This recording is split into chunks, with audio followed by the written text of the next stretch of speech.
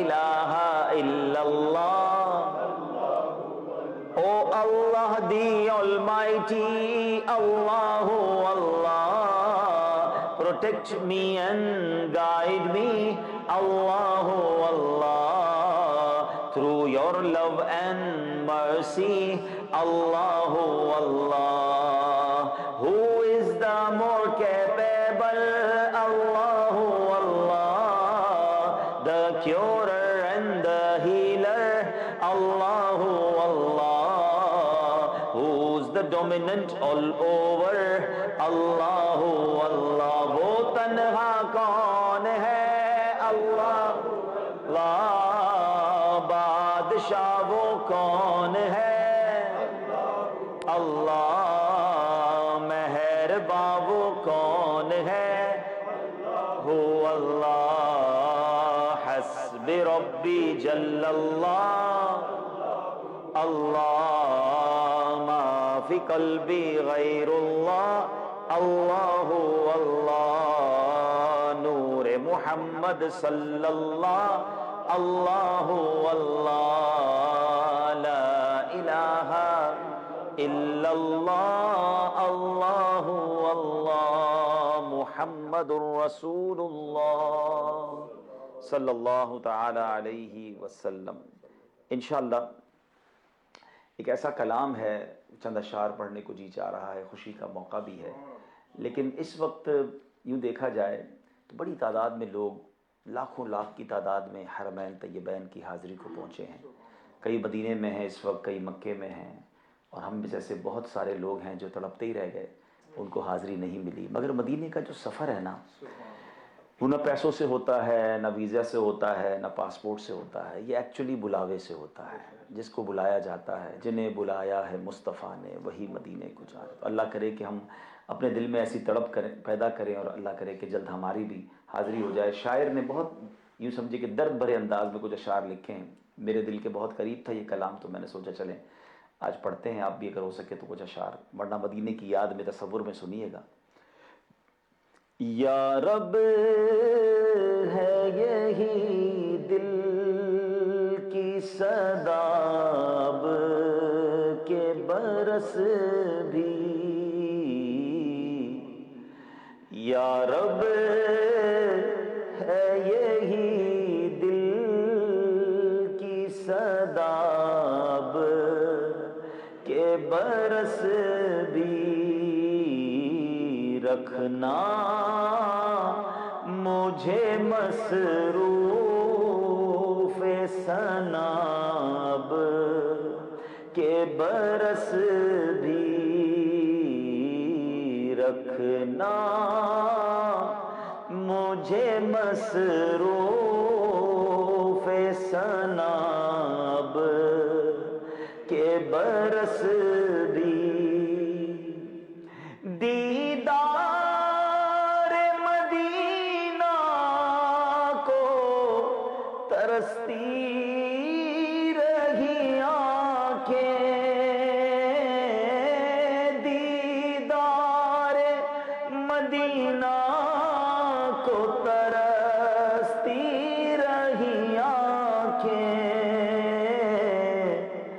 پیغام نہیں لائی سباب کے برس بھی.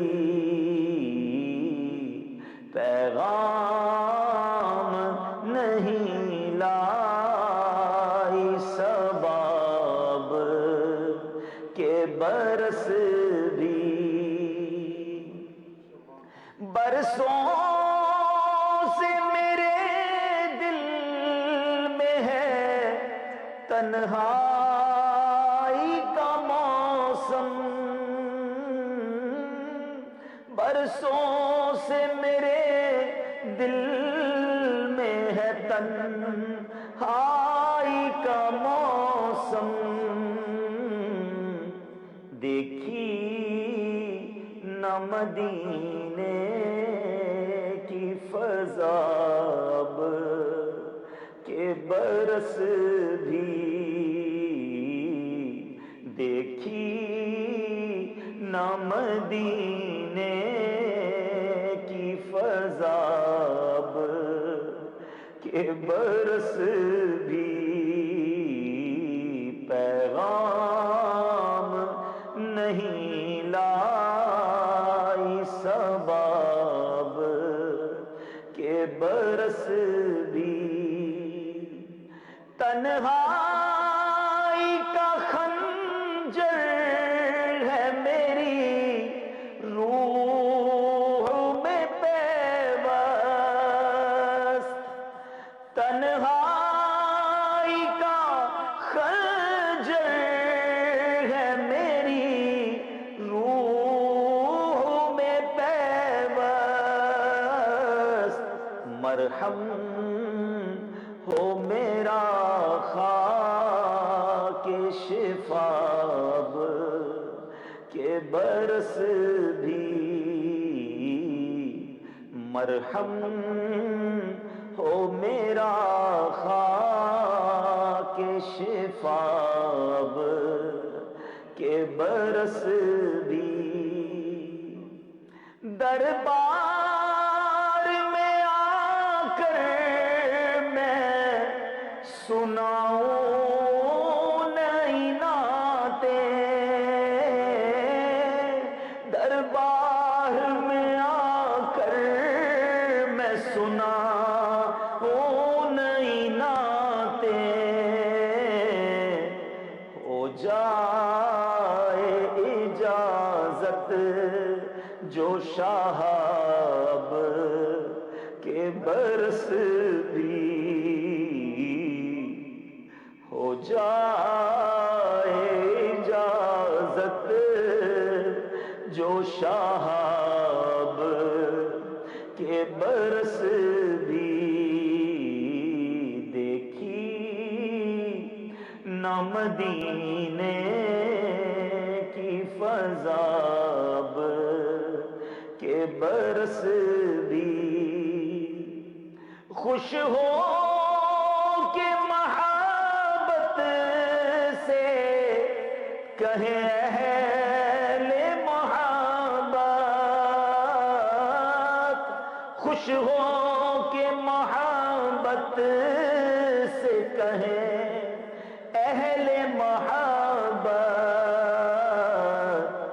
دیوانہ حبیب کا گیا اب کے برس بھی، دیوانہ حبیب کا گیا اب کے برس بھی، دیوان اجاگر کا چھپا اب کے برس بھی، یا رب ہے یہی دل کی صدا اب کے برس بھی، آمین آمین آمین۔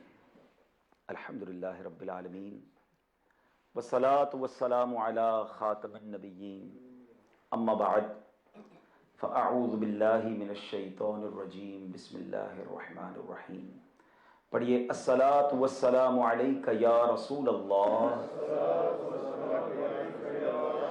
وعلی آلک واصحابک یا حبیب اللہ،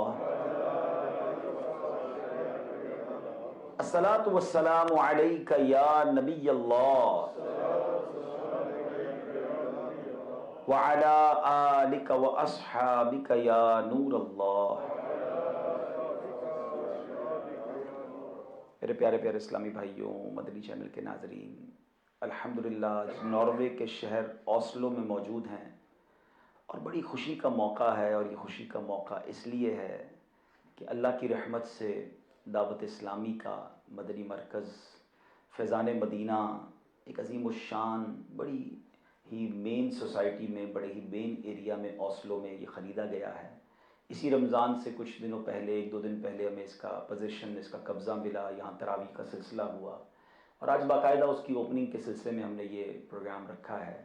اللہ کریم ان تمام اسلامی بھائیوں کو جنت میں اعلیٰ محل عطا فرمائے جنہوں نے اس میں حصہ ملایا، کوششیں کی، دامے درہمے قدمے سخن حصہ ملایا۔ میرے مولا تو سب کے نام بھی جانتا ہے، ان کی نیتوں کو بھی جانتا ہے، ان کی کوششوں کو بھی جانتا ہے۔ ہمارے اسلامی بھائیوں نے بھی مدد کی، ہماری اسلامی بہنوں نے بھی مدد کی۔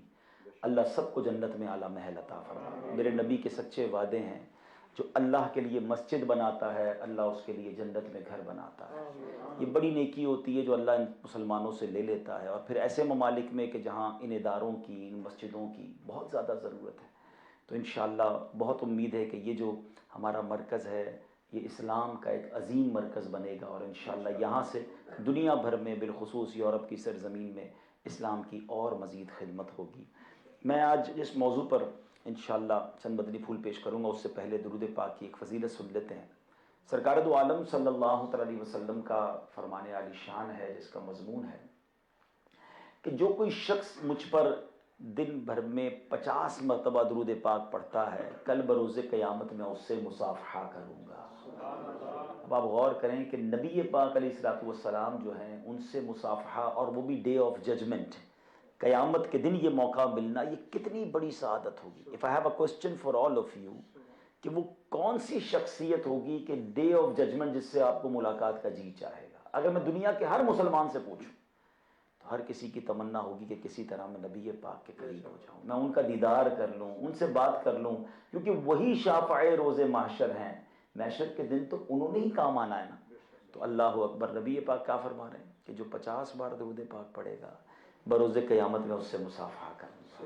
اللہ کرے میں اور آپ کثرت سے درود پاک پڑھنے والے بن جائیں۔ آئیے مل کر محبت سے بآواز بلند درود پاک پڑھ لیجئے۔ صلو علی الحبیب صلی اللہ تعالی علی محمد صلی اللہ علیہ وسلم۔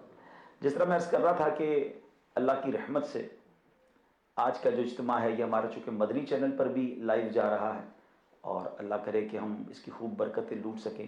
تو یہ آج جس ٹاپک پر میں نے بات کرنی ہے وہ یہ ہے کہ اسلام کے جو 5 پلرز ہیں، 5 پلرز آف اسلام، اللہ پر ایمان لانا، توحید پر یقین رکھنا، نبی پاک علیہ الصلوۃ والسلام کو اپنا آخری نبی ماننا، اور اس کے بعد نماز، روزہ، حج اور زکوٰۃ۔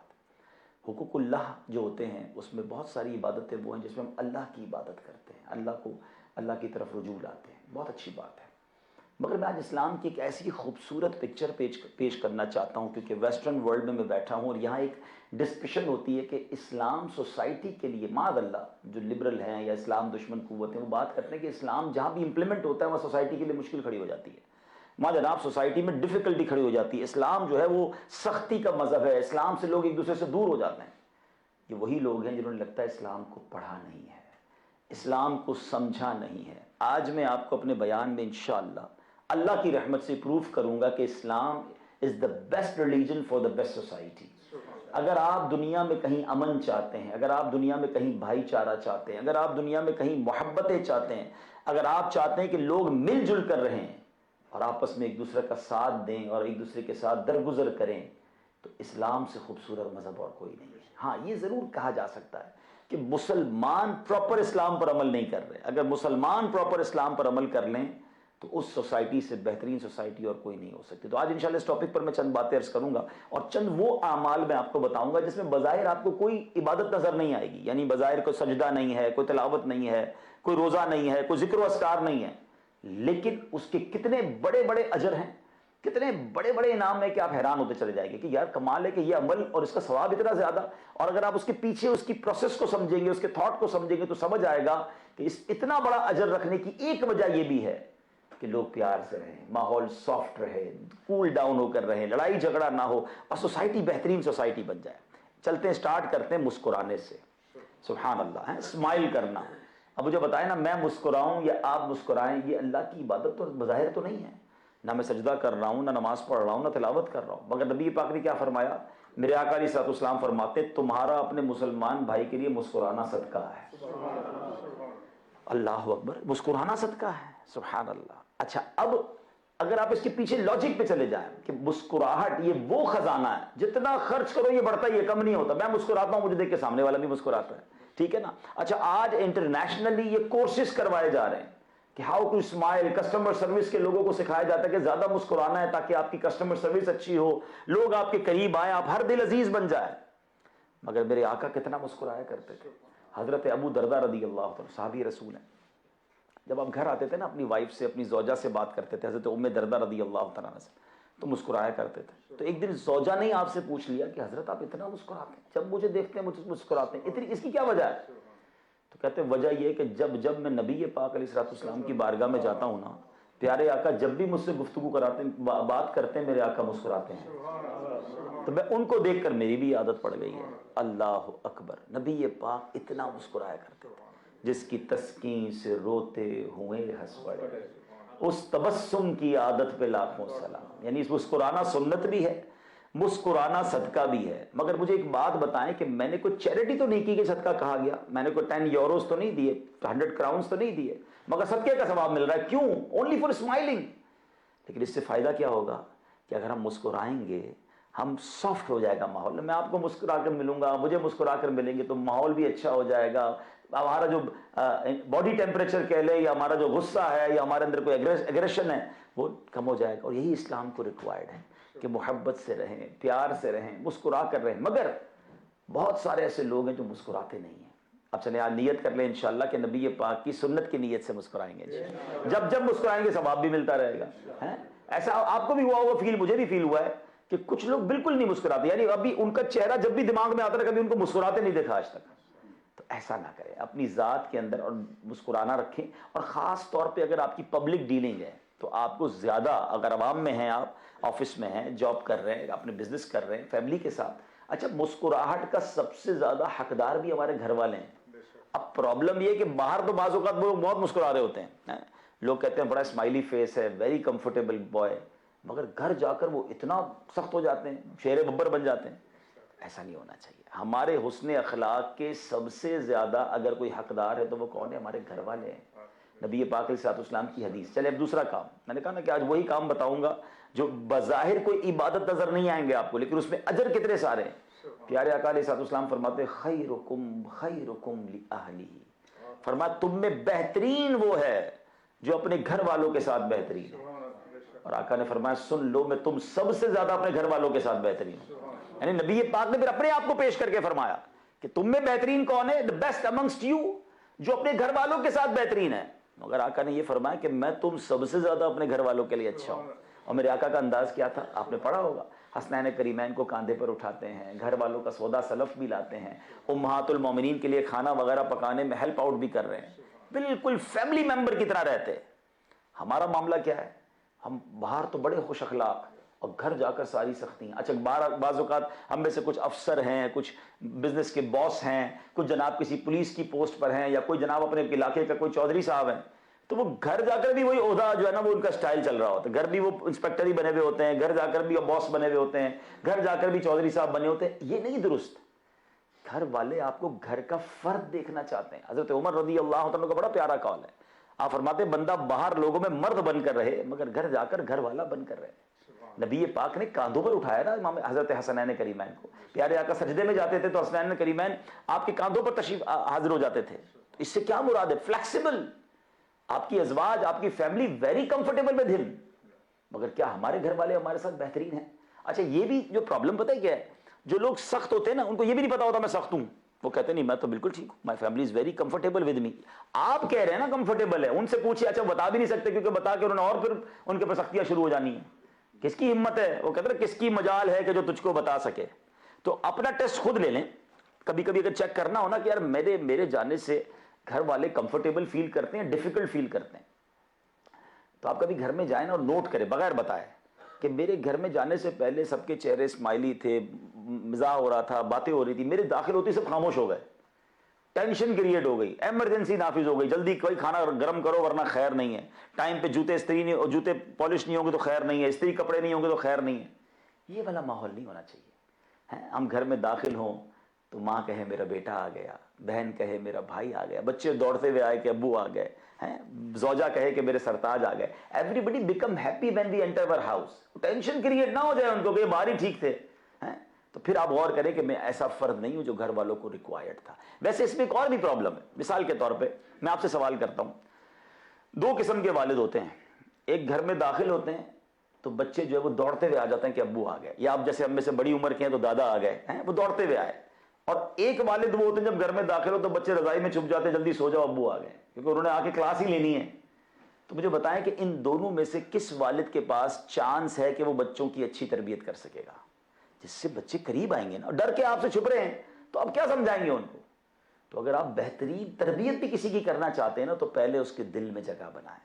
تو نبی پاک کا یہ دوسرا فرمان, پہلا مسکرانا اور دوسرا بہترین کون ہے؟ جو اپنے گھر والوں کے ساتھ بہترین. اگین میں اپنے گھر والوں کے ساتھ بہترین ہوں, اس میں اللہ کی عبادت کون سی ہے؟ اب غور کریں نا. مگر میری شریعت کو کیا پسند ہے کہ گھر میں جائیں تو سافٹ رہیں, نرم رہیں, دھر دل عزیز رہیں, پیار والا ماحول ہو, گڈ فیملی ہو.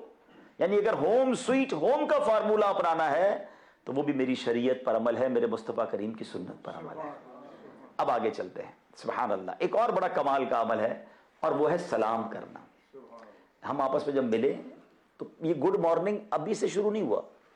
نبی پاک علیہ الصلوۃ والسلام کی جلوہ گری سے پہلے لوگ آپس میں ملتے تھے تو وہ یہی کہتے تھے, کتنی پیاری صبح ہے, عربی میں کہتے تھے, تو اس کا مطلب یہ تو گڈ مارننگ. مگر پیارے آقا نے فرمایا کہ یہ مسلمانوں کا طریقہ نہیں ہے.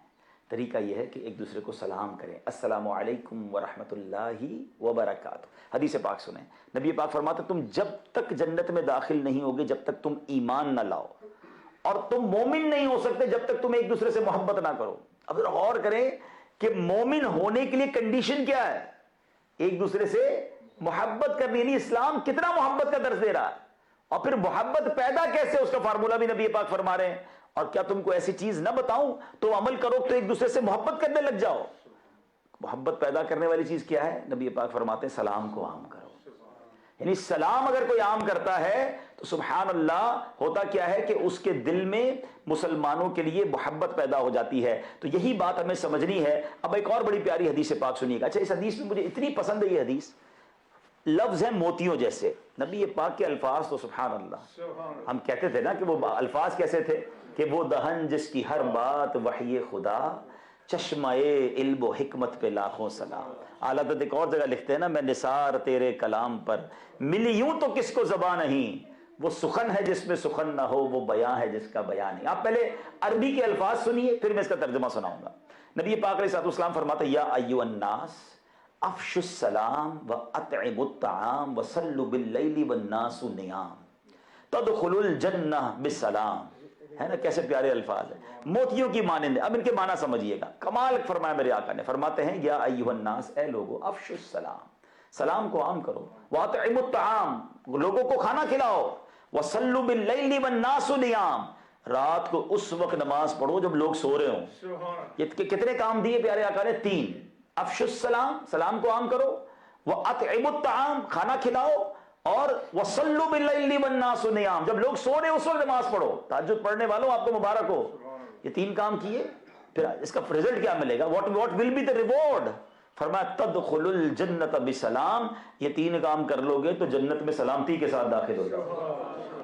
ایک تو جنت میں داخلہ اور وہ بھی سلامتی کے ساتھ بلا حساب انشاءاللہ.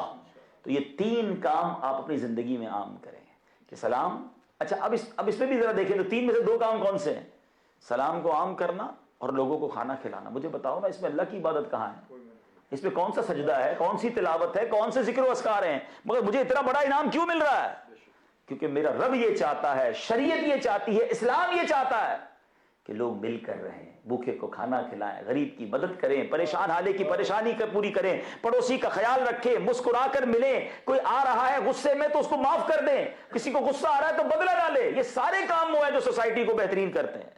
اور ان سب کے اجر کیسے کیسے ہیں سنتے جائیے, اور اپنے مسلمان ہونے پر فخر کرتے جائیے. انفارچونیٹلی جن کے پاس علم نہیں ہوتا, دین پڑھا ہوا نہیں ہوتا, وہ مسلمان ہونے پر شرمندہ گھوم رہے ہوتے ہیں. جب دوسرے ملکوں میں لوگوں کا حقوق العباد کے معاملات دیکھتے ہیں, ہیومینٹی کو دیکھتے ہیں, ان کے جناب کیئرنگ کے سسٹم کو دیکھتے ہیں تو کہتے ہیں یار کیا نظام ہے, انہوں نے کلمہ نہیں پڑھا لیکن جناب ان کے پاس تو تمام حقوق العباد کے معاملات ہیں, کتنا دوسرے کا خیال ہے. ارے ہمارے دین کو پڑھا آپ نے نہیں ہے, ورنہ خدا کی قسم اسلام تو وہ ہے جو جانوروں کے بھی حقوق بیان کرتا ہے. اسلام جانوروں کے ساتھ بھی بہترین سلوک کا بیان کرتا ہے. ایک بار نبی پاک علیہ الصلوۃ والسلام کہیں وضو فرما رہے تھے, پیارے آقا نے وضو کیا, ابھی وضو فرما رہے برتن سے, تو ایک بھوکی پیاسی بلی قریب آئی, نبی پاک نے وہ برتن اس کے آگے کر دیا کہ وہ پانی پی لے. میرا اسلام تو وہ ہے. آپ سنی ہوگی کہ ایک عورت تھی, بدکار تھی, مگر اس کی مغفرت ہو گئی. پوچھا گیا تمہاری ہوئی, کہا ایک بار کسی کنویں کے قریب سے گزر رہی تھی, ایک کتا بڑا پیاسا تھا, وہ پیاس سے بے حال تھا, عورت نے اپنے موزے میں پانی بھر کے اس پیاسے کتے کو پلا دیا, اللہ نے اس پانی پلانے کی برکت سے عورت کی مغفرت فرما دی. میرا اسلام تو یہ ہے. میں دوسروں سے کیوں انسپائر ہوں؟ اگر میں اپنا خود اسلام نہیں پڑھ رہا اور اس پر عمل نہیں کر رہا تو یہ کس کا قصور ہے؟ یہ میرا قصور ہے. میرے دین کی تعلیمات تو اتنی شاندار ہیں کہ آج بھی اگر 100% اسلام کہیں کسی بھی سوسائٹی میں امپلیمنٹ کر دیا جائے تو وہ سوسائٹی دنیا کی بہترین اور دنیا کی سب سے پاپولر سوسائٹی ہوگی, کہ لوگ مثالیں دیں گے کہ جناب یہ وہ لوگ ہیں جو ایک دوسرے کا خیال رکھنے والے, معاف کرنے والے, درگزر کرنے والے, ایثار کرنے والے ہیں. آپ سنتے جائیے. اور یہ سلام تو کیسی کمال کی نیکی ہے. اب مجھے بتائیں نا سلام کیا ہے؟ جب میں آپ سے ملتا ہوں کیا کہتا ہوں؟ السلام علیکم ورحمۃ اللہ وبرکاتہ. اللہ کی آپ پر سلامتی ہو, رحمت ہو, برکتیں ہوں. سامنے والا کیا کہتا ہے؟ وعلیکم السلام ورحمۃ اللہ وبرکاتہ. اللہ کی طرف سے آپ پر بھی سلامتی ہو, رحمتیں ہوں, برکتیں ہوں. مجھے بتائیں دونوں ایک دوسرے کو دعا دے رہے ہیں. جو گریٹنگ, جو ملاقات سلام سے شروع ہو رہی ہے, پھر جھگڑا کہاں رہے گا؟ میں تو اسٹارٹ ہی دعا دے رہا ہوں نا, آپ بھی مجھے دعا دے رہے ہیں, تو دوستی تو ہو جانی ہے, دشمنیاں کہاں بچیں گی؟ پرابلم یہ ہے کہ ہم سلام بھی اب نہیں کرتے. Good morning, good evening, hello, how are you, کیا حال ہے جناب, اور سناؤ. مسلمان کی ابتدا ایسے نہیں ہوتی ہے. اچھا پھر سلام بھی پراپر کرنا نہیں آتا. السلام علیکم, السلام علیکم.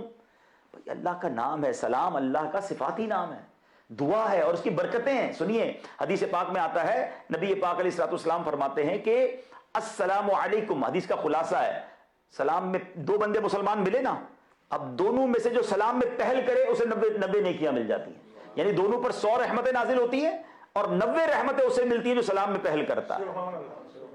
سلام میں پہل کرنے کا کیا فائدہ ہے پتہ ہے؟ آپ جب سلام پہل کرتے ہیں نا تو اس کا مطلب آپ اپنے اندر تکبر کو ختم کر رہے ہیں. اچھا بندہ کبھی کبھی سوچتا ہے یار یہ اتنا آسان ہے تو لوگ ایسا کرتے کیوں نہیں ہیں؟ آسان نہیں ہے جناب. شیطان دل کو قبضہ کر لیتا ہے. میں کیوں سلام کروں؟ میں بڑا ہوں, یہ چھوٹا ہے, یہ پہلے سلام کرے. میں امیر ہوں, یہ غریب ہے, یہ میرا ملازم ہے, یہ پہلے سلام کرے. میں سلام کیسے کر سکتا ہوں؟ میرا یہ مقام ہے.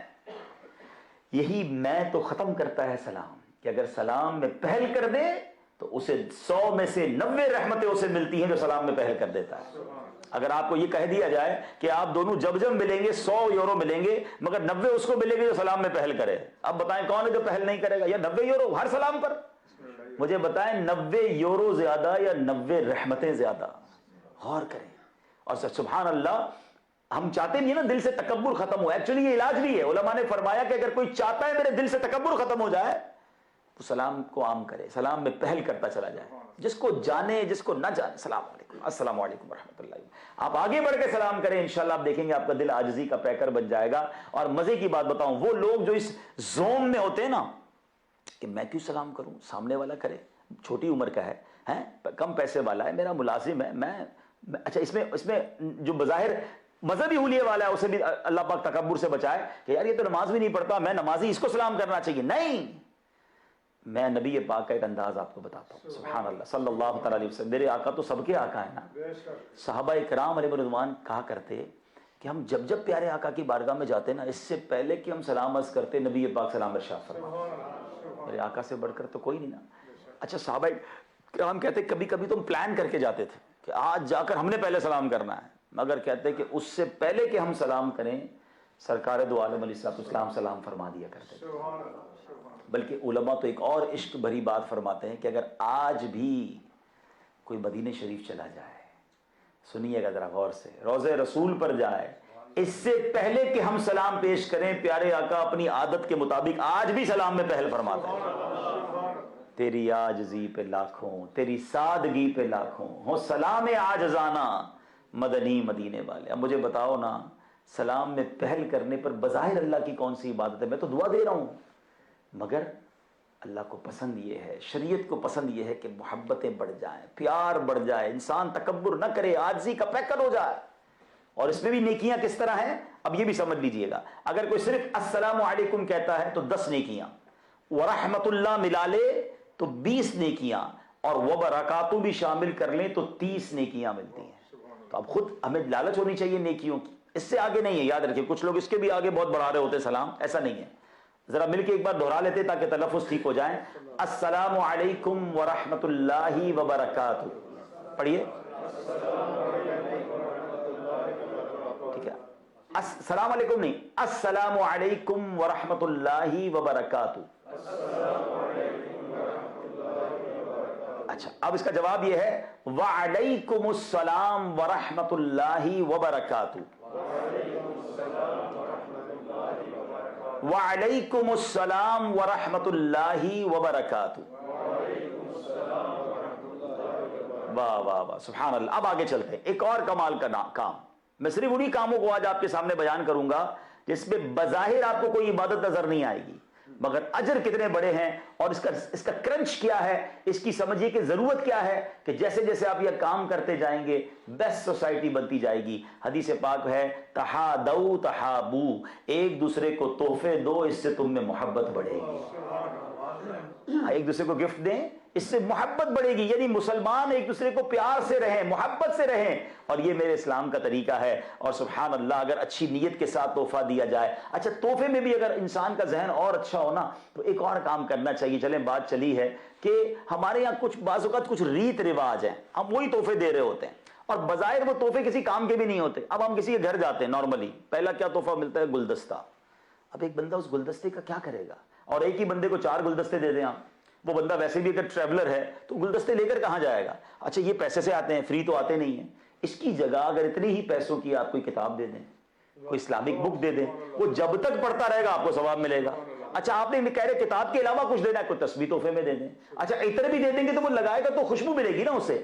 بعض اوقات ہم کچھ ایسے تحفے دیتے ہیں جو سامنے والے کے کسی کام کے بھی نہیں ہوتے, تو اس کی بجائے وہ تحفے دیں جو نیکیاں بڑھانے کا سبب بنے. تو بہت اچھا. اب امام صاحب کو تحفے کون سے دیتے ہیں لوگ, ایک یہ بڑا مسئلہ ہے. امام صاحب کو جس نے بھی دینا جا نماز دینی ہے, یہ امام صاحب کو جا کر جناب انہوں نے وائٹ کپڑے کا سوٹ دینا ہے. اب امام صاحب کے پاس پتہ کتنی جا نماز بچھا کے وہ نماز پڑھیں گے. بھائی, آپ کے گھر میں ایک جا نماز ہے, کئی سالوں سے آپ پڑھ رہے ہیں, امام صاحب کے 50 جمع ہو گئی ہیں, لیکن ہر بندے نے جا کے جا نماز. بھائی, امام صاحب کو آپ, میں سے مشورہ دیتا ہوں علماء کرام کو بالخصوص, جب بھی علماء کرام اور مسجد کے امام صاحب کو کوئی تحفہ دینا, بیسٹ یہ کہ انہیں کیش دے دیں تاکہ ان کو جو لینا ہے وہ لے لیں. اب پتہ چلا آپ کسی کو سوٹ دے رہے, اس کے پاس سلائی کے پیسے نہیں ہیں.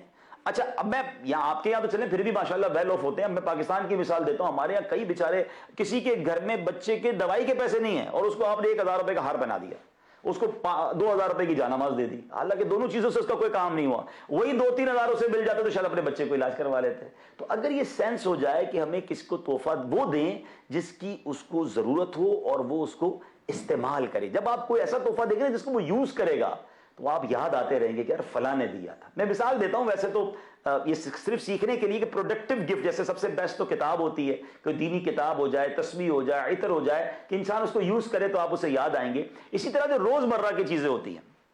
میں ایک بار پاکستان کے شہر لاہور گیا تو ایک چھوٹی عمر کا لڑکا تھا, چھوٹی عمر سے بس بالغ تھا, وہ آیا اور اس نے مجھے میرے اپنی ایک تھیلی پکڑا کے وہ چلے گئے. میں نے بعد میں اس میں کھولا, اس میں جرابیں تھیں. تو میں نے کہا یہ کیسا تحفہ دیا, اچھا لگا مجھے. اچھا, میں ایک تھوڑے سے بعد پھر لاہور گیا تو پھر مجھے اس نے, تو میں نے کہا یہ آپ کیوں دیتے ہیں, کہہ رہے میری اپنی دکان اس چیز کی ہے. لیکن میں دیکھا, میں جب جراب پہنتا مجھے اچھا یاد آ جاتا تھا. تو اب وہ تحفہ ہے کہ آپ کے یوز میں آیا نا.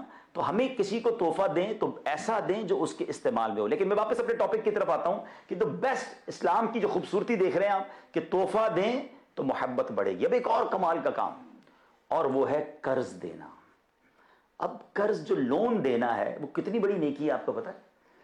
نبی پاک علیہ الصلوۃ والسلام شب معراج کو تشریف لے گئے, آپ نے جنت کے دروازے پر لکھا ہوا دیکھا کہ صدقے کا ثواب 10 گنا ہے اور قرض کا ثواب 18 گنا ہے. تو نبی پاک نے جبریل امین سے پوچھا کہ اے جبریل, یہ 10 گنا تو صدقے کا ثواب اور قرضے کا 18 گنا کیوں ہے؟ کہا حضور مسئلہ یہ ہے کہ صدقہ تو ہر آدمی مانگ لیتا ہے, ہیلپ تو ہر آدمی مانگ رہا ہوتا ہے, پتہ بھی نہیں چلتا کہ وہ جناب نیڈی ہے یا نہیں ہے. فرمایا قرضہ وہی لیتا ہے جو نیڈی ہوتا ہے, جو ضرورت مند ہوتا ہے. اور پھر ایک اور خوبصورت حدیث پاک, اب ذرا سنیے گا, ایمان تازہ ہو جائے گا. پہلے اعلیٰ حضرت کا ایک قول سناتا ہوں. سیدی اعلیٰ حضرت امام اہل سنت فرماتے ہیں کہ مجھے روزانہ اتنے روپے خرچ کرنے کا, اللہ کی راہ میں خرچ کرنے کا ثواب ملتا ہے. اعلیٰ حضرت 100 سال پہلے کے بزرگ ہیں, اس زمانے میں چند روپے بھی بہت سارے پیسے بنتے تھے. تو لوگ حیران ہو گئے کہ آپ اتنے روپے روز صدقہ کیسے کرتے ہیں. تو تو کہتے ہیں نبی پاک کی میں نے یہ حدیث سنی ہے جس کا مضمون ہے کہ جب مسلمان کسی دوسرے مسلمان کو قرضہ دیتا ہے، جتنے دن کے لیے وہ قرضہ دیتا ہے اتنے دن روزانہ اتنے پیسے صدقہ کرنے کا ثواب ملتا ہے۔ اب فار ایگزامپل آپ کو کسی نے کہا مجھے 10,000 کراؤن چاہیے اور 3 مہینے کے لیے چاہیے، آپ نے دیکھا کہ بندہ ٹھیک ہے، ہاں یہ آپ کو اختیار ہے کہ آپ گارنٹی لے لیں، کوئی اس کی ضمانت لے لیں، وہ ٹھیک ہے، مگر نفع دے کر نہیں، سود پر قرضہ نہیں، فی سبیل اللہ، اللہ کی رضا کے لیے، ورنہ تو یہ سود نے تو برباد کر دیا ہماری قوم کو کہ لوگ کہتے ہیں بھائی قرضہ دوں گا مجھے کیا نفع ملے گا، اگر نفع پہ قرضہ دینا ہے تو پھر تو یہ حرام جہنم میں لے جانے والا کام ہو جائے گا نا، سود تو ہے ایسی ہیلپ کے لیے۔ لیکن فائدہ کیا ہوا کہ اگر کسی نے کسی کو 3 منتھ کے لیے 10,000 کراؤن قرضہ دیا نا، اس کو روزانہ 10,000 کراؤن اللہ کی راہ میں صدقہ کرنے کا ثواب ملے گا۔ 1 مہینے میں کتنے ہو گئے؟ 3 لاکھ کراؤن، 3 مہینے میں کتنے ہو گئے؟ 9 لاکھ کراؤن، 9 لاکھ کراؤن صدقہ کرنے کا ثواب ملے گا، اور 3 مہینے بعد 10,000 واپس بھی آ جائیں گے۔ اس سے اچھا کوئی کاروبار ہے؟ اچھا اور سنیے، ایک اور حدیث پاک ہے جس کا مضمون ہے کہ اب اگر کسی نے ٹائم پورا ہو گیا، آپ سے مزید وقت مانگا کہ حضور آپ کی مہربانی ہے مجھے 1 مہینہ اور دے دیں، فرمایا اب اپنے مہلت دے دی تو اب ثواب ڈبل ہو جائے گا، اب روزانہ 20,000 کراؤن صدقہ کرنے کا ثواب مل رہا ہے۔ تو میں یہاں تو ایک مشورہ دوں گا کہ جن کو اللہ نے نوازا ہے نا، وہ اپنی آمدنی میں سے کچھ پیسے الگ کر لے، مثال کے طور پہ 15,000 پاؤنڈ، 20,000 کراؤن، 1 لاکھ کراؤن، جو بھی مجھے دنیا بھر میں سن رہے ہیں، 10,000 روپے، 1 لاکھ روپے، 10 لاکھ روپے الگ کر لیں، اور اب یہ پیسے آپ قرضہ دیا کریں۔ اب اس میں بہت آسان ہے، جن کے پاس لوگ جاب کرتے ہیں اور آپ کو پتا ہے میرا ہی امپلائی مجھ سے قرضہ مانگ رہا ہے، ہر مہینے تنخواہ سے میں کاٹ لوں گا، ٹھیک ہے، آپ نظام پورا بنائیں واپسی لینے کا۔ میں یہ نہیں کہہ رہا کیونکہ آپ کہیں گے جناب ہم قرضہ دیتے ہیں لوگ واپس ہی نہیں دیتے، ان کے بارے میں بعد میں بات کرتا ہوں، وہ بھی میں انشاءاللہ سارٹ آؤٹ کر کے جاؤں گا۔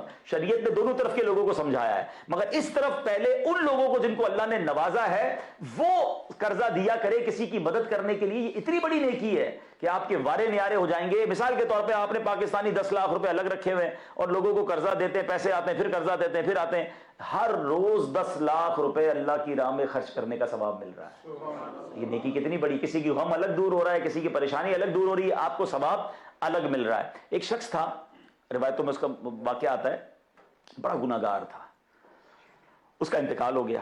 جب اس کا انتقال ہوا تو کسی نے خواب میں دیکھا کہ تمہارے ساتھ کیا معاملہ ہوا؟ کہتا اللہ نے میری بخشش فرما دی۔ کہا تجھے کیسے بخش دیا؟ تو تو بڑا گناہگار تھا۔ کہا گناہگار ضرور تھا مگر میری عادت تھی میں لوگوں کو قرضہ دیا کرتا تھا۔ ایک بندہ رکھا تھا جو پیسے وصول کرنے جاتا تھا، اس کو میں نے ایک سمجھائی بھی تھی بات، دیکھ پہلے پیسے وصول کرنا، کوئی ملے نا پریشان اور مہلت مانگے تو اس کو مہلت دے دینا، اور تجھے لگے کوئی بالکل ہی کلاش ہو گیا ہے، بڑا ہی تنگ دست ہو گیا تو اس کو معاف کر دینا۔ مرنے کے بعد مجھے بتایا گیا کہ تو میرے بندہ ہو کر میرے بندوں کو آسانی کرتا تھا، بندہ ہو کر میرے بندوں کو معاف کرتا تھا، میں نے تیرے سارے گناہ معاف کر دیے۔ تو کبھی کبھی کوئی قرضہ معاف بھی کر دیا کرو، کبھی کوئی بیچارہ پریشان آئے تو اس کو تھوڑا ٹائم مزید بڑھا دیا کرے، اس نیت کے ساتھ کہ میرے ثواب کا میٹر جاری ہے۔ اب آتے ان لوگوں کی طرف کہ جو قرضہ لے کر بالکل ہی چینج ہو جاتے ہیں۔ یہ اتنا بڑا مسئلہ ہے کہ قرضہ لینے سے پہلے بندہ اور ہوتا ہے، قرضہ لینے کے بعد بندہ ہی بدل جاتا ہے۔ اتنی منتیں کر کے لیتا ہے، آپ فکر ہی نہ کریں، ٹائم پہ دے دوں گا، بس آپ کی بڑی مہربانی، میرے بچے بھی آپ کو دعا دیں گے۔ پیسے لینے کے بعد بندہ ایسا غائب ہوتا ہے کہ بندہ ڈھونڈتا ہے گیا کدھر، نہ فون اٹھاتا ہے میرا، نہ جواب دیتا ہے۔ تو یہ زیادتی ہے۔ یہ لوگ جو ایسا کرتے ہیں نا، ان کی وجہ سے ان لوگوں کو بھی اب قرضہ ملنا بند ہو گیا جو بیچارے نیڈی ہوتے ہیں۔ اگر آپ نے کسی کا قرضہ لیا ہے، سب سے پہلے تو جب لیں اس وقت دینے کی نیت ہونی چاہیے۔ اگر دینے کی نیت نہیں ہے تو ایک بات یاد رکھیے گا، آپ تو برباد ہوں گے، اللہ اسے نواز دے گا جس کے پیسے کھائے جاتے ہیں۔ آپ دنیا میں دیکھ لیں، جس کے پیسے کھائے گئے نا، اللہ نے اس کو تو کہیں سے دے دیا، جس نے کھائے ہیں وہ برباد ہو گیا۔ اور جس نے دینے کی نیت کی ہوتی ہے نا، روایتوں میں آتا ہے اللہ فرشتوں کے ذریعے مدد کرتا ہے، وہ بندہ قرضہ اتار لیتا ہے۔ تو اپنا قرضہ آپ جب بھی لیں، پہلی نیت یہ ہو کہ یا اللہ میں نے قرضہ اتارنا ہے، مجھے قرضے والی موت نہیں چاہیے۔ سرکار دو عالم علیہ الصلوۃ والسلام نے ایک بار ایک جنازہ پڑھانے سے انکار فرما دیا جب پتہ چلا کہ اس پر قرضہ ہے۔ تو یاد رکھیے ایسی موت اللہ ہمیں نہ دے کہ ہم پر کوئی قرضہ ہو، اگر قرضہ ہے تو پہلی فرصت میں اسے اتارنا چاہیے۔ اچھا کچھ لوگوں کا یہ بھی پرابلم ہے، سب کچھ ہوتا ہے قرضہ نہیں دینا، پھر بھی گھر میں سامان بھی ہے، سارے گھر کے کام چل رہے ہیں، گھومنا پھرنا بھی چل رہا ہے، حج عمرے بھی چل رہے ہیں، اور پیسے نہیں لوٹانے۔ اب اس کا بھی فارمولہ سن لیں کہ جس کے پاس مال ہوتے ہوئے اگر وہ قرض نہیں لوٹا رہا تو اس کو روزانہ ہر لمحے گناہوں کا میٹر جاری ہے۔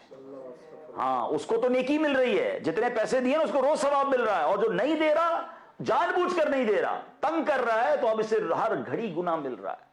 تو یہ سوچ لے کہ یہ اللہ کی بارگاہ میں کیا منہ دکھائے گا۔ اور قرضے کا بوجھ لے کر گیا تو ادھر تو پیسے دینے ہیں نا، ادھر نمازیں دینی پڑیں گی، ہاں قیامت کے دن ایسا نہیں ہوگا کہ آپ کہیں گے یا اللہ میں اس کے 1 لاکھ روپے دینے اب قیامت والے دن دے رہا ہوں. نہیں, ادھر نمازیں دینی پڑیں گی, نیکیاں دینی پڑیں گی. روایتوں میں آتا ہے اعلیٰ حضرت فرماتے ہیں جو کسی کے 3 پیسے جان بوجھ کر دبا لے اس کو بروز قیامت 700 مقبول با جماعت نمازیں دینی پڑ جائیں گی. ادھر تو لاکھوں روپے کھا جاتے ہیں, بولتے ہیں بھائی کچھ بھی نہیں کوئی کر سکتا. ٹھیک ہے, کوئی کر نہیں سکتا, مگر اللہ کی بارگاہ میں انصاف ہوگا. تو اب آپ غور کیجئے کہ قرضہ دینا کون سی بظاہر عبادت ہے, کون سا سجدہ ہے, کون سا روزہ ہے, مجھے بتاؤ نا, کون سی تلاوت ہے, مگر میرے اللہ کو پسند کتنا ہے, شریعت کو پسند کتنا ہے کہ آپ کسی کی مدد کر دیں, کسی کو قرضہ دے دیں, آپ کو روز ثواب مل رہا ہے. ہے نا بیسٹ سوسائٹی کے لیے بیسٹ ریلیجن, یہ ہے میرا اور آپ کا پیارا مذہب. اب آگے چلتے ہیں, اسلام میں کیسی کیسی جناب جو ہے نا, چلے وظیفہ بھی لے لیں. مولا علی شیر خدا کو نبی پاک علیہ الصلوۃ والسلام نے فرمایا کہ اے علی میں تمہیں ایسی بات نہ بتا دوں, ایسا وظیفہ نہ بتاؤں کہ نبی پاک نے فرمایا کہ جس کی وجہ سے تم پر پہاڑ جتنا قرض ہو تو وہ بھی ادا ہو جائے. تو آئیے مل کر پڑھ بھی لیتے ہیں. اللہم اکفنی بحلالک عن حرامک واغننی بفضلک عمن سواک. سبحان اللہ. تو یاد رہے کہ یہ وہ وظیفہ ہے کہ بندہ پڑھتا رہے تو انشاءاللہ پہاڑ جتنا قرض بھی ہوگا تو اس کا حل ہو جائے گا. اچھا اب آتے ہیں ایک اور خوبصورت کام, وہ اتنی ضرورت ہے ہمارے معاشرے میں, اور وہ یہ ہے کہ انسان مسلمان جو ہے دوسرے مسلمان کو معاف کر دے. کوئی غلطی ہو گئی ہے معاف کر دے, بدلہ نہ لے. قرآن میں اللہ فرماتا وَلْيَعْفُوا وَلْيَصْفَحُوا, معاف کر دیں اور درگزر کریں.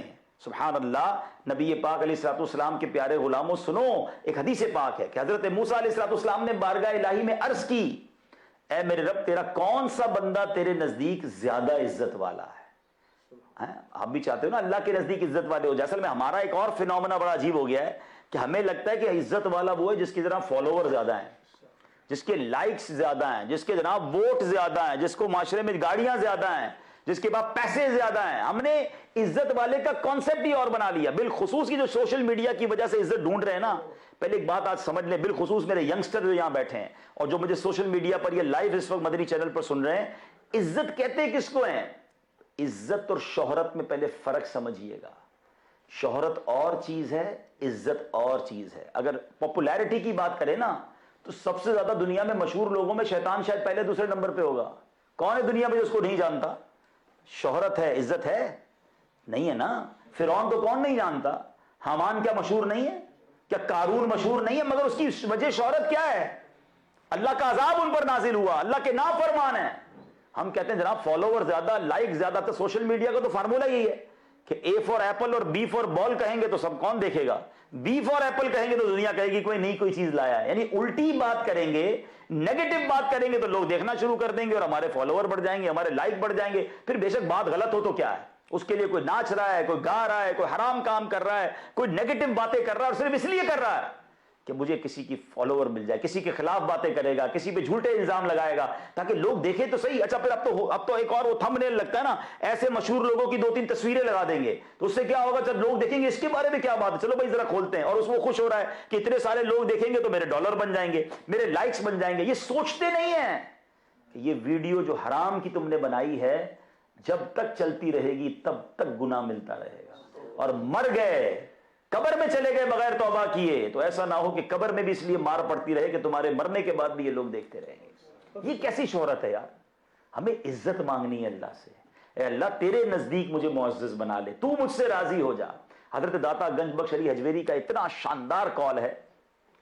میرے داتا فرماتے اس کا خلاصہ یہ ہے کہ خوش نصیب ہے وہ شخص کہ جسے دنیا میں لوگ کوئی بڑا آدمی نہ سمجھتے ہوں مگر اللہ کی بارگاہ میں وہ بڑا مقبول ہو.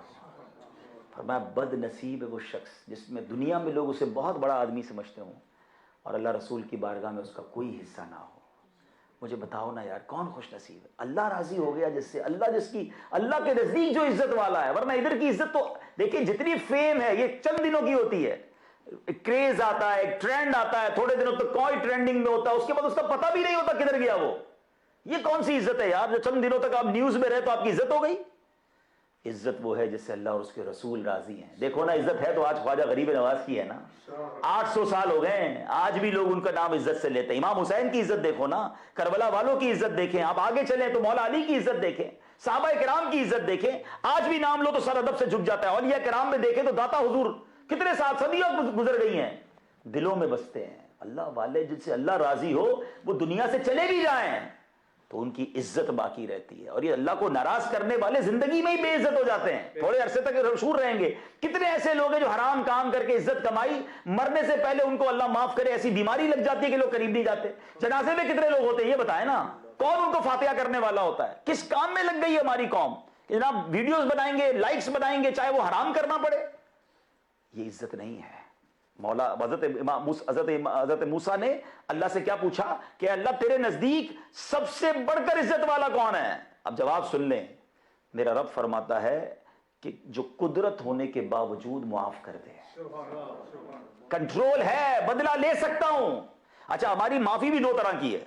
ہم معاف اس کو کرتے ہیں جس کا کچھ بگاڑ ہی نہیں سکتے. یار اس کے تو بڑے رابطے ہیں بھائی, بہت بڑا آدمی ہے, بڑے اس کے تو گارڈ وارڈ ساتھ ہوتے ہیں, چلو یار معاف کیا. اس کو کیا معاف کیا بھائی, اس کو تم بگاڑ ہی کچھ نہیں سکتے. مزہ تو یہ ہے کہ آپ سامنے والے کو مسل سکتے ہو, سامنے والے سے بدلہ لے سکتے ہیں, اور پھر اللہ کی رضا کے لیے معاف کریں. یہ اصل معافی ہے نا. پھر کیا فرمایا اللہ نے, وہ سب سے بڑھ کر عزت والا ہے. اللہ اکبر.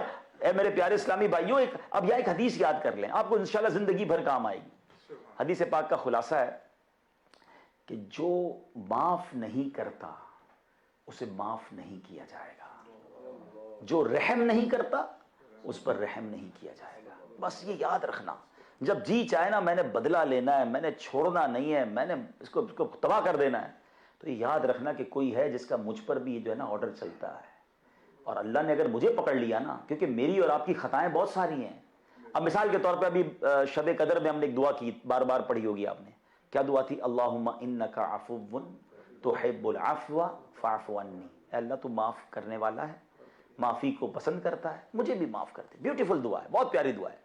مگر میں آپ سے ایک سوال کرنا چاہتا ہوں, یہ کیسی دعا ہے کہ میں اللہ سے تو عرض کر رہا ہوں میرے مولا مجھے میرے صغیرہ گناہ بھی معاف کر دے, میرے کبیرہ گناہ بھی معاف کر دے, مگر آپ سے کوئی پوچھے آپ نے اللہ کے بندوں کو معاف کیا؟ نہیں میں نہیں معاف کروں گا, میں تو انتظار میں بیٹھا ہوں, بس موقع نہیں مل رہا یار.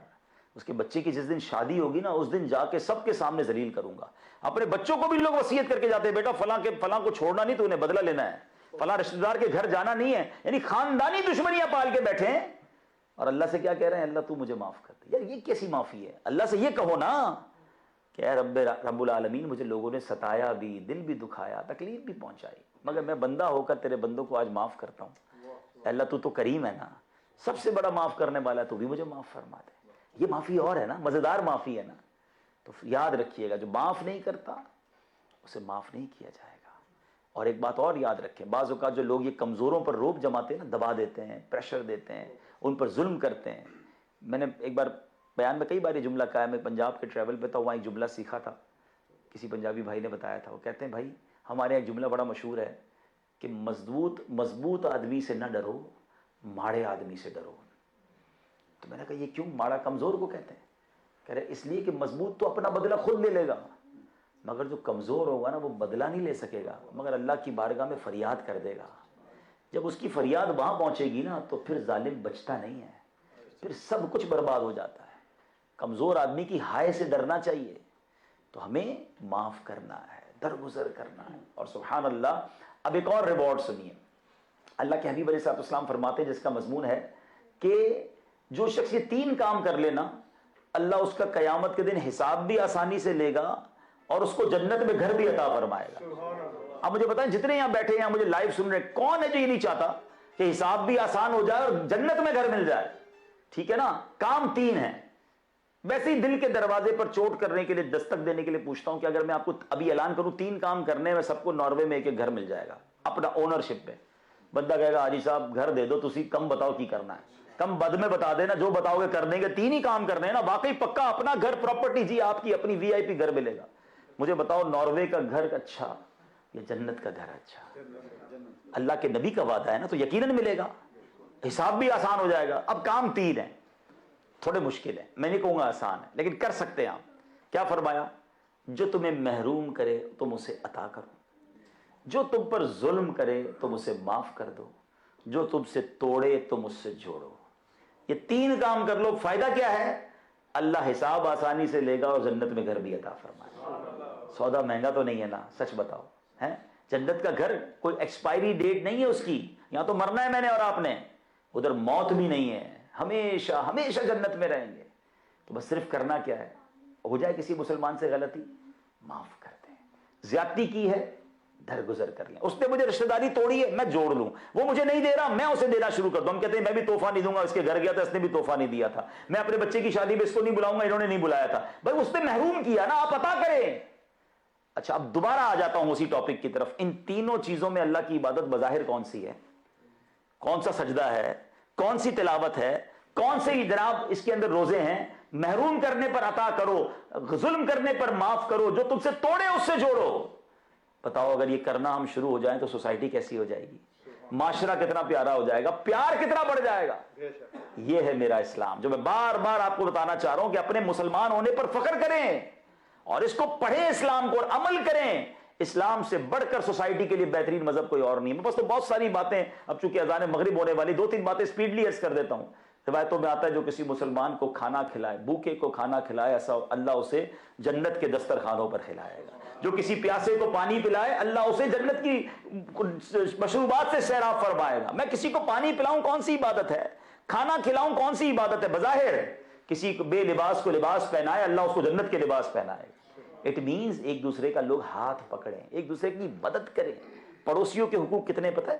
ایک بار نبی پاک علیہ الصلوۃ والسلام صحابہ کرام علیہ رضوان کو حقوق بیان کر رہے تھے پڑوسی، اتنے حقوق بیان کیے، اتنے بیان کیے کہ ایک صحابی نے کہا مجھے ایسا لگا کہ آج نبی پاک لگتا ہے پڑوسیوں کا ورثہ بھی بیان کر دیں گے، ان کا ورثے میں بھی حق بیان کر دیں گے، اتنے حقوق ہیں۔ روایتوں کا یہ مضمون آتا ہے کہ اگر پڑوسی کہے کہ آپ اچھے تو آپ اچھے اللہ کی بارگاہ میں، پڑوسی ناراض تو اللہ بھی ناراض ہو جاتا ہے۔ مجھے بتائیں نا کہ میں اپنے پڑوسی کا خیال رکھوں، یہ اس میں اللہ کی کون سی عبادت ہے بظاہر؟ مگر یہ اللہ کو پسند ہے کہ 2 مسلمان اگر ساتھ رہ رہے ہیں ایک دوسرے کا خیال رکھیں، ایک دوسرے کی قدر کریں۔ تو اس طرح کی کتنی عبادتیں، کتنے ایسے کام ہیں کہ ہم اگر یہ کرتے چلے جائیں تو میرا رب راضی ہو جاتا ہے۔ ایثار کتنی بڑی نیکی ہے پتہ ہے؟ ایثار کس کو کہتے ہیں؟ مجھے بھی چاہیے اور آپ کو بھی چاہیے، کسی مسلمان کو چاہیے اور ہمیں بھی چاہیے، ہم وہ اپنے سے پہلے اپنے اوپر پریورٹی دے کے کسی مسلمان کو دے دیں۔ فرمایا جو ایثار کرتا ہے اللہ اس کی بخشش فرما دیتا ہے، بخشش کا پروانہ ہے۔ اور صحابہ کرام میں ایثار پتہ ہے کیسا تھا؟ ایک بار ایک صحابی رسول کے گھر پہ سری، بکرے کا جو سر ہوتا ہے نا، وہ تحفے میں آئی۔ عرب کے لوگ اسے بڑا پسند کرتے ہیں۔ صحابی رسول کے گھر آئی تو آپ نے سوچا کہ مجھے پسند تو ہے لیکن میرے برابر میں میرا بھائی رہتا ہے، وہ زیادہ خوش ہو جائیں گے، ان کو زیادہ ضرورت ہے، وہ تحفہ انہوں نے ادھر بھجوا دیا۔ جب ان کے گھر میں گیا تو انہوں نے سوچا کہ انہوں نے کہا مجھے تو پسند ہے لیکن میرے برابر میں پڑوسی کے گھر بھجواؤں گا زیادہ خوش ہوں گے۔ روایتوں میں آتا ہے 7 گھروں سے گھوم کر پھر پہلے صحابی کے گھر پہ پہنچے۔ ایوریبڈی وانٹ ٹو سیکریفائس، اگلے کا بھلا، دوسرے کا بھلا۔ کیا آج ہمارے اندر یہ عادت ہے؟ ہمارے مولانا ضیاء الدین مدنی رحمۃ اللہ تعالی علیہ، امیر اہل سنت کے پیر و مرشد، وہ ایک واقعہ سناتے ہیں، فرماتے ہیں کہ پہلے کے مدینے کے لوگ کیسے ہوتے تھے۔ فرمایا ایک مدینہ پاک کے بزنس مین کے پاس ایک شخص گیا اور جا کر کہتا ہے حضور یہ کپڑا مجھے چاہیے، مجھے ذرا دے دیجئے۔ آرڈر دیا اس نے، تو انہوں نے کہا میرے پاس یہ کپڑا ہے جو آپ مانگ رہے ہیں، مگر میری صبح سے سیل بڑی اچھی ہو گئی ہے، یہ سامنے جو میرے بھائی کی کپڑے کی دکان میں دیکھ رہا ہوں صبح سے فارغ بیٹھا ہے، آپ اس سے یہ آرڈر لے لیں تو اس میرے بھائی کا بھی بھلا ہو جائے گا۔ یہ ہے اسلام۔ اور آج حال کیا ہے؟ کسی کی دکان سے ہو کر کے ہمارے پاس آ جائے، ارے بھائی ادھر کدھر چلے گئے، وہ تو 2 نمبر آدمی ہے، کبھی مت جانا بھائی اس کے پاس۔ ہم سے کوئی کسی اور مسلمان کا پوچھے تو اس کی برائی بیان کرنی ہے۔ اصل میں ہمارے مائنڈ سیٹ میں یہ بیٹھ گیا کہ جب تک یہ نیچے نہیں ہوگا میں اوپر نہیں ہوں گا، اس سے چھن کر مجھے ملے گا تو مجھے ملے گا۔ یہ ہے ہی بے وقوفی، یہ حسد نہیں تو کیا ہے؟ ایثار یہ ہے، ہمیشہ یاد رکھیں کسی کے روزگار بڑھنے سے آپ کا روزگار کم نہیں ہو سکتا۔ جو میرے نصیب میں ہے وہ مجھے مل کر رہے گا، جو میرے نصیب میں نہیں وہ مجھے کوئی دے بھی نہیں سکتا۔ تو ہمیں دوسروں کا بھلا سوچنا ہے۔ اور بڑا پیارا ایک جملہ یاد کر لیجئے، کام آئے گا، سب کا بھلا سب کی خیر، سب کے بھلے میں اپنی خیر۔ ذرا مل کر دہرا لو، سب کا بھلا سب کی خیر، سب کے بھلے میں اپنی خیر۔ آپ دوسروں کا بھلا سوچیں، آپ کی خیر ہی ہونی ہے۔ اور جو دوسروں کا برا سوچتے ہیں نا وہ اپنی کھودے ہوئے گھڑے کے اندر جا کے گر جاتے ہیں۔ حسد اسی چیز کا، برائی کا نام ہے۔ پازیٹو سوچیں، اچھا سوچیں، اللہ کریم ہے، اللہ نے اس کو دیا وہ آپ کو بھی دے سکتا ہے۔ آپ یہ کیوں سوچتے اس کا چھنے گا پھر مجھے ملے گا؟ نہیں جناب، میرا رب کے خزانے بھرے ہوئے ہیں۔ وَتُعِزُّ مَن تَشَاءُ، فتضل من تشاء بیدک الخیر. بہرحال میرا وقت پورا ہو گیا، ورنہ تو ایسی ایسی باتیں دماغ میں مزید آ رہی ہیں کہ کتنے ایسی نیکیاں ہیں کہ بظاہر جس میں کوئی اللہ کی عبادت نظر نہیں آتی ہے، مگر کہیں مغفرت کے وعدے ہیں، کہیں جنت کے وعدے ہیں، کہیں شفاعت کے وعدے ہیں، کہیں نیکیوں کے وعدے ہیں، کہیں رحمتوں کے نزول ہو رہا ہے، کہیں برکتیں مل رہی ہیں، اللہ کی رضا مل رہی ہے. تو سبحان اللہ، کیسا پیارا مذہب ہے. مسئلہ یہی ہے کہ میں دین سے دور ہو کر اگر اسلام کو سمجھنے کی آپ کوشش کریں گے تو سمجھ نہیں آئے گا. اسلام کو پڑھیں، اسلام کے اندر آئیں، پریکٹسنگ مسلم بن جائیں. آخری بات، اس بات کو اور اچھے انداز سے سمجھنے کے لیے کہ ہمارے پر دو بڑے حقوق ہیں، حقوق اللہ اور حقوق العباد. ٹھیک ہے، حقوق اللہ کیا ہے؟ میرا اور اللہ کا معاملہ ہے، نماز ہے، روزہ ہے، ٹھیک ہے نا، تلاوت قرآن ہے، میں زکوٰۃ دیتا ہوں، گناہوں سے بچے، بندہ گناہ کرے گا تو اللہ ناراض ہو جائے گا. یہ بندے کا اور رب کا معاملہ ہے. علماء فرماتے ہیں بندہ ساری زندگی حقوق اللہ پامال کرتا رہے، نہ کرے عمل، سچی توبہ کر لے، اللہ کریم ہے، وہ چاہے تو اس کے سارے گناہ معاف فرما دیتا ہے. بندے اور اللہ کا معاملہ ہے نا. مگر حقوق العباد کا معاملہ اللہ نے کمال طریقے سے رکھا ہے. شریعت کیا کہتی ہے کہ جب تک بندہ معاف نہیں کرے گا تب تک رب بھی معاف نہیں کرے گا. بتاؤ اسلام میں دونوں میں سے زیادہ سینسیٹیو کیا ہو گیا؟ حقوق العباد. تو اب بتائیے یہ کتنی پیاری سوسائٹی ہے، کتنا پیارا مذہب ہے جو لوگوں کے ساتھ بہترین رہنے کا درس ٹاپ پریورٹی پہ دیتا ہے. ہم میں سے بہت سارے وہ لوگ ہیں جو نمازی پکے ہیں، روزہ دار پکے ہیں، چہرے پہ بعضوں کا داڑھی بھی ہے، حج بھی کر لیا، زکوٰۃ بھی دیتے ہیں، مگر بندے ان سے پریشان ہیں، گھر والے ان سے پریشان ہیں، پڑوسی ان سے پریشان ہیں، کاروباری لوگ پریشان ہیں. وہ یہ نہ سمجھے کہ میں اتنی ساری نمازیں پڑھ کے جناب آسانی سے جنت میں چلا جاؤں گا. ایک بار نبی پاک علیہ السلام نے صحابہ بیٹھے تھے، پیارے آقا نے سوال کیا بتاؤ مفلس کون ہے. آج اوسلو کے اجتماع میں آپ سے بھی یہی سیم سوال کرتا ہوں، بتائیں مفلس غریب کون ہے. آپ بھی غالباً وہی جواب دیں گے جو صحابہ نے جواب دیا تھا کہ حضور جس کے پاس درہم و دینار نہیں، جس کے پاس پیسے نہیں، وہ مفلس ہے. ہم تو یہی سمجھتے ہیں نا. سنیے میرے آقا نے کیا فرمایا صلی اللہ تعالی علیہ وسلم. فرمایا مفلس وہ نہیں بلکہ مفلس وہ ہے جو قیامت کے دن اس حال میں آئے گا، حدیث پاک کا خلاصہ ہے، پہاڑ جتنی نیکیاں لے کر آئے گا. اس کے پاس نمازیں بھی ہوں گی، روزے بھی ہوں گے، حج بھی ہوگی، زکوٰۃ بھی ہوگی، ساری نیکیاں ہوں گی. اے نمازیوں، روزہ داروں، حاجیوں سنو، مگر وہ اس حال میں آئے گا، کسی کا دل دکھایا ہوگا، کسی کے ساتھ زیادتی کی ہوگی، کسی پر ظلم کیا ہوگا، کسی کی غیبت کی ہوگی، کسی کا مال دبایا ہوگا. یہ سارے لوگ اللہ کی بارگاہ میں کھڑے ہو جائیں گے، یا اللہ ہمارا انصاف، ہمارا حق دلا.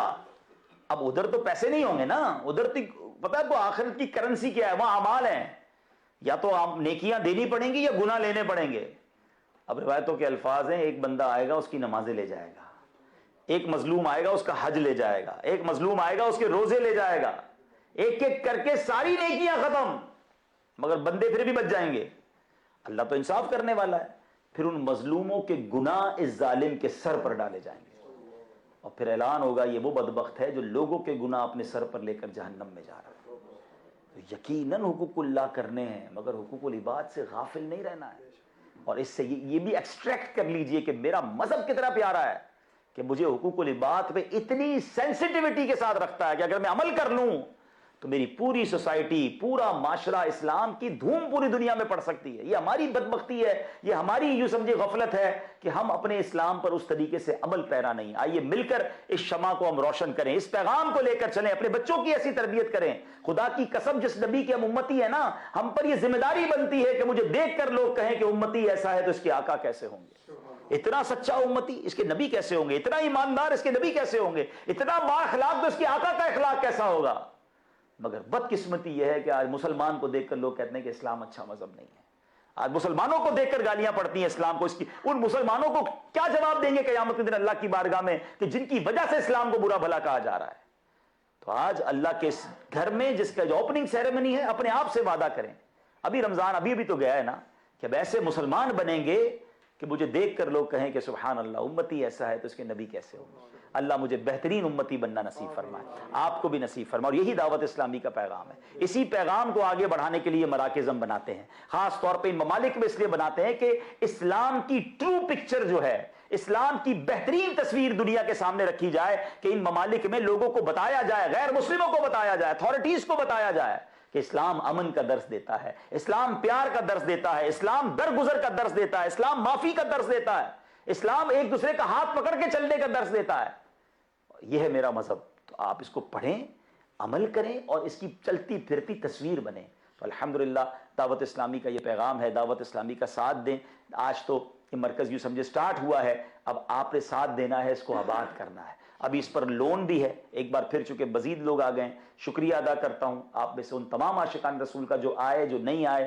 آپ نے دل کھول کر ہمارا ساتھ دیا, اور ایک خواب تھا جو اللہ نے پورا کروایا کہ ہمیں یہ جگہ مل گئی, ہم نے پرچیز کی. لیکن وہ کہتے ہیں نا مسجد تو بنا لی ہے, اب اس کو آباد بھی تو کرنا ہے نا.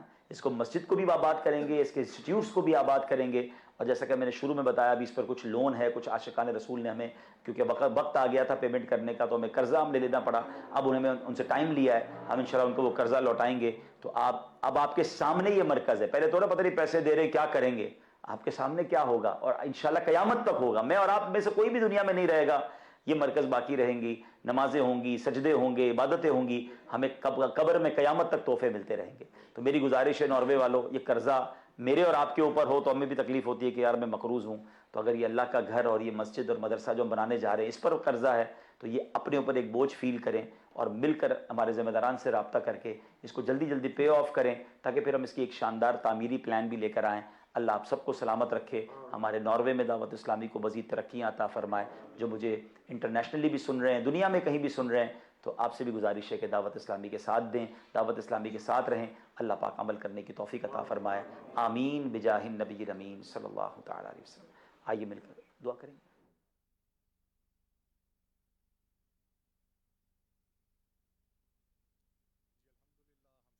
خوش قسمتی ہے کہ دعوت اسلامی کی جو گورنر باڈی ہے الحمدللہ حاجی صاحب اس کے رکن بھی ہیں, اور امیر اہل سنت دامت برکاتہم العالیہ کی طرف سے حاجی عبدالحبیب بھائی کو اجازت بھی ہے کہ وہ سلسلہ عالیہ قادریہ عطاریہ میں بیعت بھی کرواتے ہیں.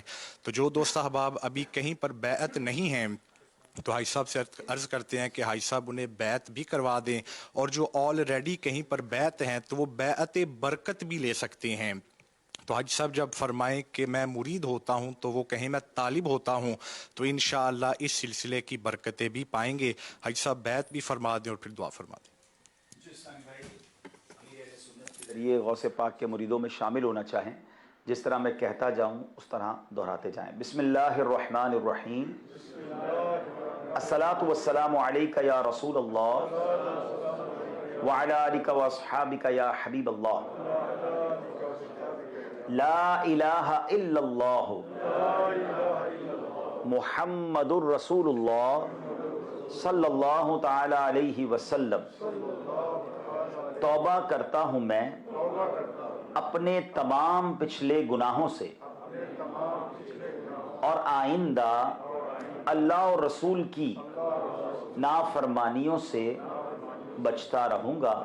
نماز روزے کی پابندی کرتا رہوں گا, اور برے لوگوں کی صحبت سے بچتا رہوں گا. ماں باپ کی نافرمانی, جھوٹ, غیبت, چغلی, وعدہ خلافی وغیرہ وغیرہ گناہ نہیں کروں گا. مرید ہوتا ہوں میں شیخ طریقت امیر اہل سنت حضرت علامہ مولانا محمد الیاس عطار قادری رضوی کا, اور ان کے ذریعے سرکار بغداد حضور غوث پاک شیخ عبد القادر جیلانی رحمت اللہ تعالی علیہ کا. یا اللہ پاک مجھے جناب غوث پاک کے غلاموں میں قبول فرما, اور خاندان عالی شان قادریہ رضویہ کی برکتوں سے مالا مال فرما. آمین. الحمدللہ رب العالمین والصلاة والسلام علی خاتم النبیین. اللہم ربنا آتنا فی الدنیا حسنة وفی الآخرة حسنة وقنا عذاب النار وقنا عذاب القبر وقنا عذاب الحشر وقنا حساب الميزان. اللهم ربنا تقبل منا انك انت السميع العليم وتب علينا يا مولانا انك انت التواب الرحيم.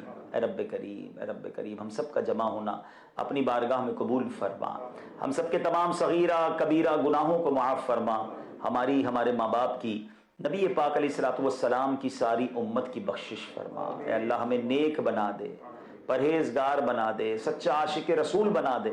آج جو ہم نے نیک اعمال سنے میرے مولا، ان تمام نیک اعمال پر ہمیں عمل کرنے کی توفیق عطا فرما، بہترین با کردار مسلمان بنا دے، ہمیں با اخلاق بنا دے، تیرے حقوق بھی پورے کرنے والا بنا، تیرے بندوں کے حقوق بھی پورے کرنے والا بنا دے۔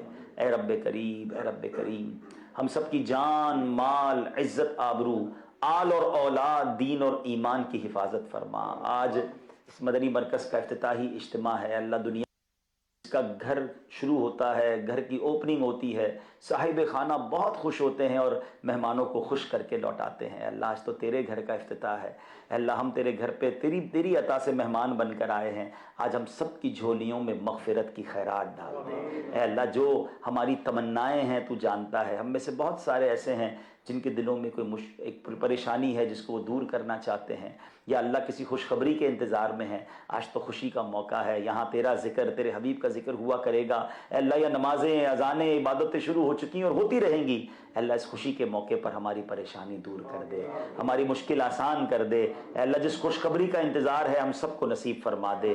جو تڑپ رہے ہیں انہیں کعبہ دکھا دے، جو تڑپ رہے ہیں انہیں مدینہ دکھا دے اے اللہ۔ اے کریم بیماروں کو شفا عطا فرما، قرض داروں کے قرضے اتر جائیں، بے اولادوں کو نیک اور صالح اولاد دے دے، روٹھوں کو منا دے، بچھڑوں کو ملا دے اے اللہ۔ اس مرکز کے لیے بہت سارے اسلامی بھائیوں نے کوششیں کی، بہت عرصے پہلے بھی کچھ رقم جمع ہوئی تھی، اس وقت بھی اور اس بار بھی جنہوں نے رقم دی، کوشش کی، زبانی ہمارا تعاون کیا، فزیکلی تعاون کیا اے اللہ، تو سب کے نام بھی جانتا ہے، ان کے کام بھی جانتا ہے، ان کی نیتیں بھی جانتا ہے اللہ۔ سب کو اس کی بہترین جزا عطا فرما، سب کو جنت میں گھر نصیب فرما اے اللہ۔ اس مرکز کو ہمیں بہترین طریقے سے آباد کرنے کی بھی توفیق عطا فرما، ہماری مدد فرما، ہمارے مددگار پیدا فرما، ہمارے لیے راہیں آسان کر دے، ہم سے کوئی دین کی ایسی خدمت لے لے جو ہمارے لیے مغفرت کا اور صدقہ جاریہ کا باعث بن جائے۔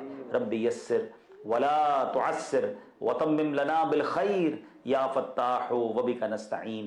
اے اللہ ہماری دعوت اسلامی کو ترقیاں عطا فرما، بالخصوص امیر اہل سنت کو درازی عمر بالخیر عطا فرما، ناروے میں بھی دعوت اسلامی کو خوب ترقیاں عطا فرما۔ وافوض امری الی اللہ ان اللہ بصیر بالعباد لا الہ الا انت سبحانک انی کنت من الظالمین۔ وصلی اللہ تعالی علی خیر خلقہ محمد وآلہ وصحبہ اجمعین برحمتک یا ارحم الراحمین۔ ادب و شوق کے ساتھ صلاۃ والسلام کے لیے کھڑے۔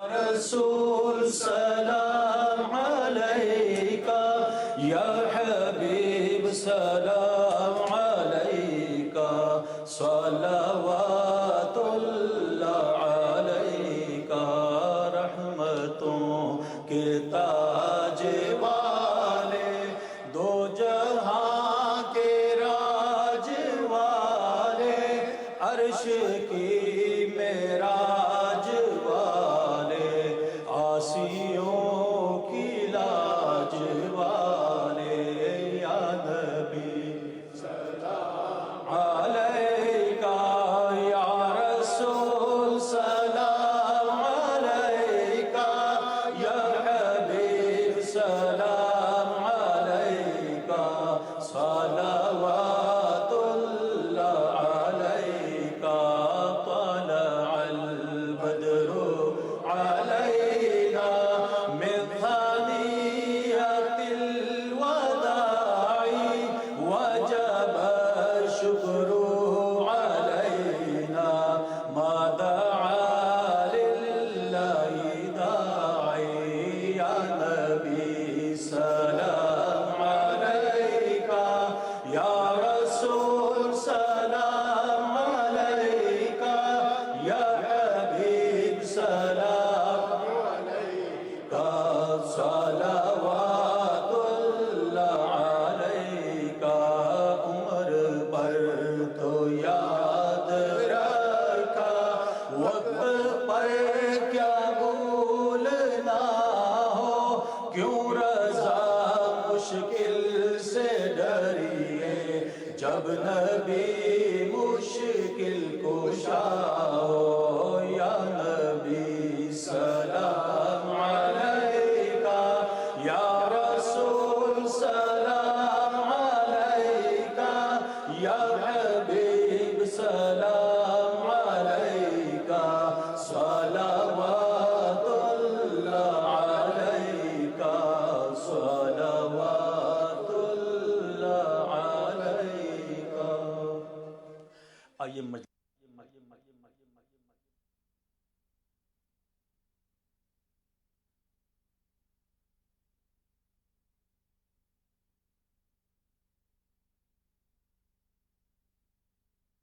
For you is my prayer.